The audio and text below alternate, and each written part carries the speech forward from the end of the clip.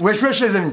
Alors dans cette vidéo, on va montrer que Emmanuel Macron, c'est bien le candidat de la finance. Alors on a beaucoup entendu qu'il était passé 4 ans à la banque d'affaires Rothschild et qu'il était soutenu par des grands patrons, mais par contre on entend beaucoup moins, et c'est ça qu'on va développer dans cette vidéo, comment il s'est comporté quand il était au pouvoir, ou à l'Élysée comme secrétaire général adjoint de Hollande, ou au ministère de l'économie. Ça, ce qu'il a fait pour réguler la finance, vous l'entendrez pas dans les débats télévisés, hein. Les journalistes politiques, ils n'auront pas le temps de faire ça parce qu'ils font jamais de recherche approfondie. Et nous, on va vous montrer dans cette vidéo, et vous allez bien comprendre comment et pourquoi, que Macron, en fait, son projet pour la finance, et il l'a déjà montré dès 2012, c'est de permettre aux hautes banques, à la haute finance, de jouer avec nos économies en open bar. Elles ont le droit de les mettre au casino à la roulette et de les perdre sans aucun garde-fou, sans aucune contrainte réglementaire. Le projet d'Emmanuel Macron, c'est de laisser les mains libres à la finance. Et la première fois que ça s'est vu, c'est en 2012, quand il était à l'Élysée à côté d'Hollande pour appliquer une des grosses promesses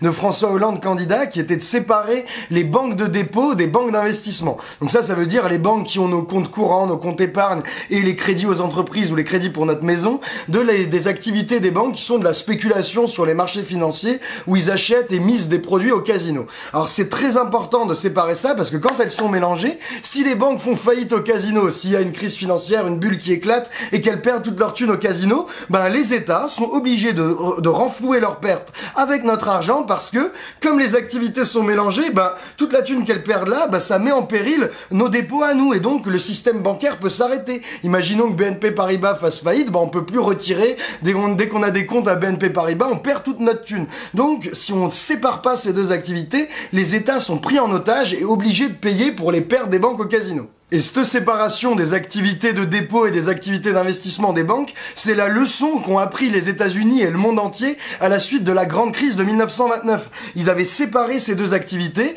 et cette loi, elle a tenu bon jusqu'aux années 80 et la grande période de dérégulation financière. Et de 1930 à 1980, il n'y a eu aucune crise financière majeure. Donc ça marchait cette disposition-là. Et c'est cette séparation des activités de dépôt, des activités d'investissement des banques que Macron ne voulait absolument pas. Et comment il s'y est pris ? Macron, il suivait l'élaboration de cette loi auprès de Hollande à l'Élysée. Et les députés, ils se sont rendus compte assez rapidement que la version initiale de la loi, elle prévoyait une vaste blague de séparation. Parce qu'il y avait que un tout petit 1% des activités de la banque qui étaient considérées comme de la spéculation et du casino et qui étaient donc séparées de nos thunes à nous.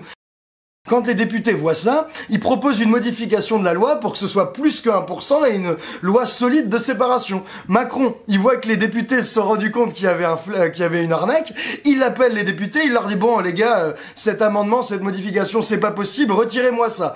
Manque de peau, c'était déjà trop avancé dans la discussion parlementaire et l'amendement passe. Du coup, la loi est modifiée, mais pour que la loi soit vraiment modifiée et que les banques doivent vraiment séparer plus que 1% de leur activité, il fallait que le ministre de l'économie signe des textes d'application qui en définissent bien le périmètre. Et ça, Macron, en tant que ministre de l'économie, il a jamais signé. Donc on voit que, aussi bien à l'Élysée auprès de Hollande ou à Bercy en tant que ministre de l'économie, Macron, il a rien fait pour réguler la haute finance et la haute banque et il a continué à nous faire garantir sur notre thune à nous l'activité spéculative du casino des banques. Premier point. Ensuite, il a fait un deuxième cadeau aux banques casino. Juste après la crise désastreuse de 2008-2009, il y a les pays du G20 qui se sont réunis pour limiter un peu la spéculation risquée des grandes banques. Et pour faire ça, elles ont augmenté les réserves de fonds propres que devaient avoir les banques pour après jouer au casino. Et Macron, ce qu'il propose, là, il a fait un discours récemment, ce qu'il propose, c'est de diminuer ces réserves.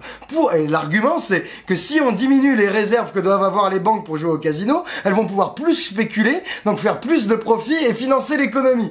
Alors cet argument, c'est de l'arnaque totale, parce que là, on peut suivre un peu les statistiques de crédit de la Banque de France et on voit que les banques françaises, 1, elles font plus de profits que jamais et 2, elles accordent toujours autant de crédits aux particuliers et de crédits aux entreprises. Donc en fait, si on baisse les réserves que doivent avoir les banques, ça va avoir un seul effet, augmenter le profit des banques qui déjà se gavent énormément. On voit donc que Macron s'est opposé frontalement à tous les petits trucs qui ont été faits pour réguler la finance après la crise de 2008. Et cette finance dérégulée, c'est celle qui fait un chantage aux dettes publiques pour nous obliger à baisser les dépenses publiques publics et à saccager nos systèmes de santé. C'est aussi cette finance dérégulée qui exige des taux de rentabilité, mais astronomiques, qui font que ça met la pression sur tous les salaires, tous les sous-traitants, et que parfois, ça fait fermer des usines qui sont pourtant rentables. Et cette finance exigeante, elle sait très bien quand on lui fait des cadeaux. Il y a toutes les agences de notation qui sont unanimes pour dire que le programme d'Emmanuel Macron avec ses dépenses publiques en moins, c'est fantastique. Évidemment, celui de Fillon aussi. Donc, il faut absolument faire tourner le message pour bien comprendre que si Macron, c'est le candidat de la finance, c'est pas parce qu'il a fait 4 ans chez Rothschild,